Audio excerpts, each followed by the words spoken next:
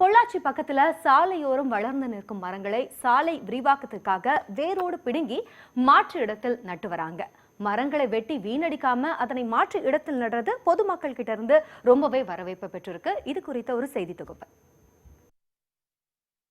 பொள்ளாச்சி கோவை தேசிய நெடுஞ்சாலையை 500 கோடி ரூபாய் செலவில் விரிவாக்கம் செய்யும் பணிகள் தொடங்கப்பட்டுள்ளன. இந்த சாலைகளை விரிவாக்கம் செய்ய சாலையின் இருபுறமும் உள்ள 2200 மரங்கள் இடையூறாக உள்ளதால் அந்த மரங்களை அகற்ற நெடுஞ்சாலைத்துறையினர் முடிவு செய்துள்ளனர். இதில் மீண்டும் வளர்த்தெடுக்க முடியும் என கண்டறியப்பட்ட 51 மரங்களை மட்டும் வேரோடு எடுத்து மாற்று இடத்தில் வைத்து வளர்க்க உள்ளனர்.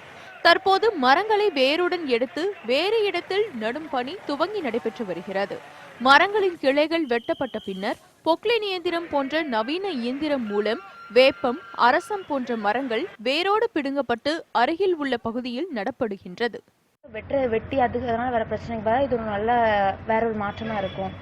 இது மரத்தை கொண்டு போய் நட்டக்கப்புறம் முதல்ல கொஞ்ச நாளைக்கு அதுக்கு ஷாக்கு, அந்த மரத்துக்கு ஒரு ஷாக் இருக்கும். ஸோ அந்த மரத்தை கொண்டு போய் அங்கே வச்சக்கப்புறம் கொஞ்ச நாள் அந்த மரத்தை பற்றி நல்லா பார்த்துக்கோங்க, கொஞ்சம் கேர் எடுத்து பார்த்துக்கணும்.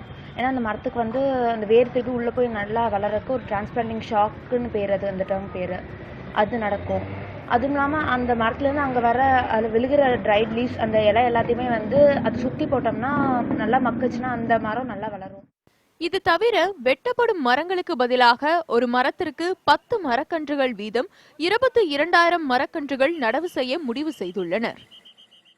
மரங்கள் எல்லா இடத்துலையும் எவ்வளோக்கு எவ்வளோ அதிகமாக இருக்குதோ அது கார்பன் சீக்வஸ்ட்ரேஷன் அப்படிங்கிற அந்த இதுபடி நம்மளுக்கு வெளியே இருக்கக்கூடிய கரி அமிலம் அல்லது கார்பன் எல்லாத்தையும் அது அதை தன்னோட உடம்பாக மாற்றிக்கிட்டு நமக்கு அதிகமான அளவு பயன்களை நமக்கு மரங்கள் கொடுத்துட்டே இருக்குது. அதனால் பொல்யூஷன் அப்படிங்கிறது மரங்கள் இருந்துச்சுன்னா குறையும். சத்தம் அல்லது காற்றில் இருக்கக்கூடிய பொல்யூஷன் எல்லாமே குறைக்கிறதுக்கு மரங்கள் நமக்கு உதவி செய்யுது. அதனால் மரங்களை நம்ம காப்பாற்றணும். வெட்டப்படும் மரங்களில் பறவைகளின் கூடுகள் மற்றும் முட்டைகள் இருந்தால் அவற்றை பத்திரமாக எடுத்து பறவைகள் பாதுகாப்பு அமைப்பினரிடம் ஒப்படைக்கப்பட்டு அவை முறையாக பாதுகாக்கப்படுகின்றன. பறவையுடைய கூடு காப்பாற்றப்பட்டது. இது போன்ற மரங்கள் பாதுகாக்கும் பணி நடக்கும்போது இந்த பறவைகளோட வீடுகளை பாதுகாக்கிறது ரொம்ப அவசியம். இதில் உள்ள பறவைகளுடைய அந்த குஞ்சுகள், முட்டைகள் இதெல்லாம் அதற்கு ஒரு அமைப்பு வரும்.